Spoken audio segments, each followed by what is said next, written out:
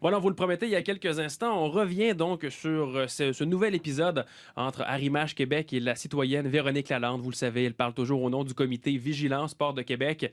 Je vous le rappelle, c'est elle qui a alerté la population de la présence de poussière rouge et de nickel dans l'air de Limoilou au printemps dernier. Bon, là, ce qu'on a appris dans les dernières heures, c'est que l'entreprise lui a fait parvenir une mise en demeure afin de cesser de dénigrer Arrimage Québec.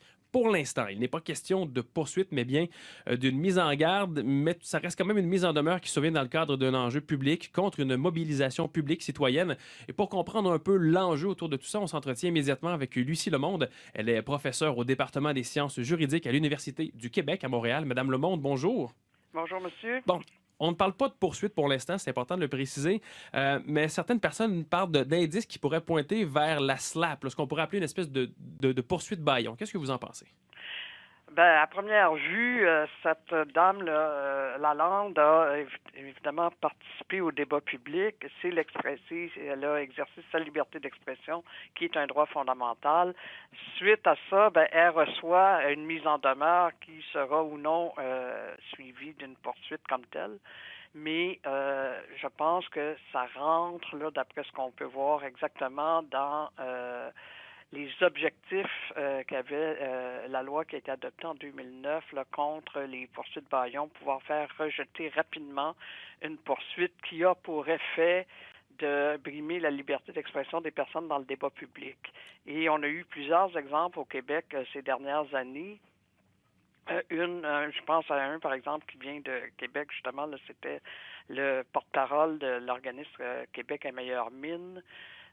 C'était pour un article qui avait été publié dans Le Soleil, dans lequel il avait dit à la journaliste que la compagnie Petrolia sortait des barils de pétrole du fleuve et ne payait pas de redevance parce qu'elle était sur un permis d'exploration. Et lui avait dit que le système permettait du vol de nos ressources naturelles, du vol des ressources qui appartenaient à tous les Québécois et les Québécoises. Et la compagnie l'a poursuivi, et de même que le Soleil. Donc, un SLAP, là, Strategic Lawsuit Against Public Participation, donc une poursuite stratégique qui, c'est pas... Le but de ça, c'est pas de gagner en cours, c'est véritablement de faire peur, d'intimider, puis de faire en sorte que les gens ne critiquent plus leur projet.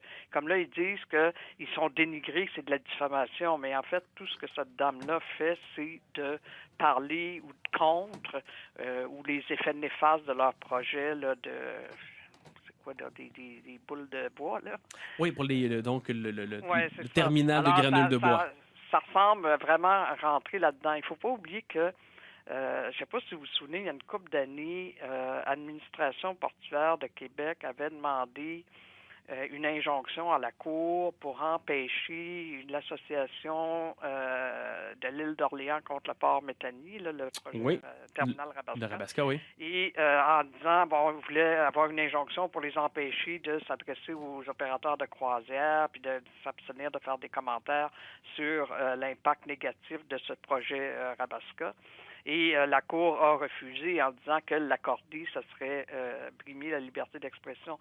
Donc, les compagnies, souvent, ils emploient deux véhicules procéduraux, là, comme un détournement du système judiciaire pour faire taire les gens, finalement. Alors, soit qu'ils vont dans des actions en dommages-intérêts, comme c'est le cas présentement, soit par des demandes d'injonction là, pour empêcher les gens de parler, de critiquer. Si on retrace un peu ce qui s'est fait dans la jurisprudence, est-ce que ça arrive régulièrement que ce genre de mise en demeure, finalement, va atterrir devant les tribunaux? Est-ce qu'il y a beaucoup d'exemples concrets de compagnies qui ont poussé Moi, le j'ai fait processus plus le loin? bilan là, Oui? des 3 premières années de la loi qui se sont rendus devant les tribunaux. J'ai eu 9 cas. Le cas le plus récent, là, c'est la femme là, sa mère était dans un CHSLD à Saint-Lambert et elle avait dit que je sais pas, il y avait eu une épidémie de gastroentérite, puis elle avait dit que le propriétaire, Eddie Savoie, avait dit aux préposés de ne plus changer les couches la nuit parce que le budget des couches était pété. Alors, il l'a poursuivi pour 500 000 puis tout ça. Puis là, la Cour vient de dire, et ça a été maintenu en appel, vient de dire que c'était une poursuite bâillon qui avait pour but de faire taire, etc.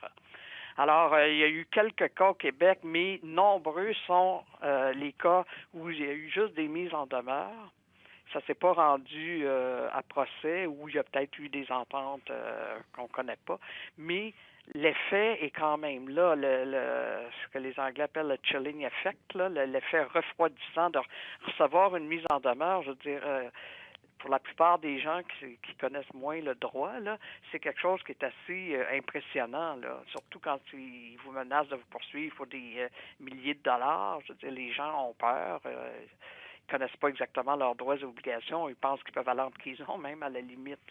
Alors, je pense que juste le fait d'envoyer une mise en demeure, ça constitue un geste qui a un impact sur l'exercice de la liberté d'expression puis de la critique de la participation au débat public, finalement.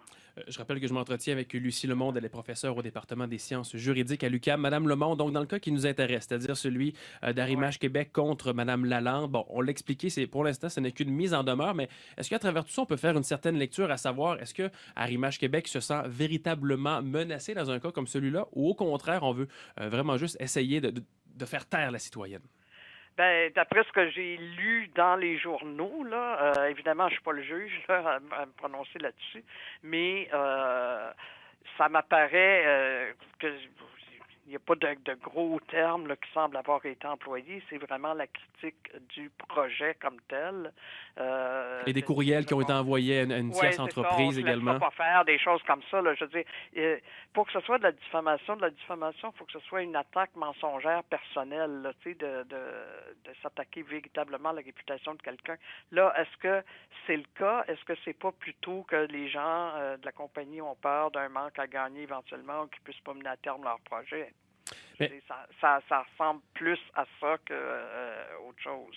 Mais si on reste un peu au niveau des relations publiques, est-ce que ça, c'est une stratégie, oui, qui est trop agressive de la part des compagnies? Est-ce qu'il y a d'autres façons que de vouloir s'opposer aux citoyens sans utiliser une méthode en fait, qui est un rapport de force assez important, si on prend celui-là?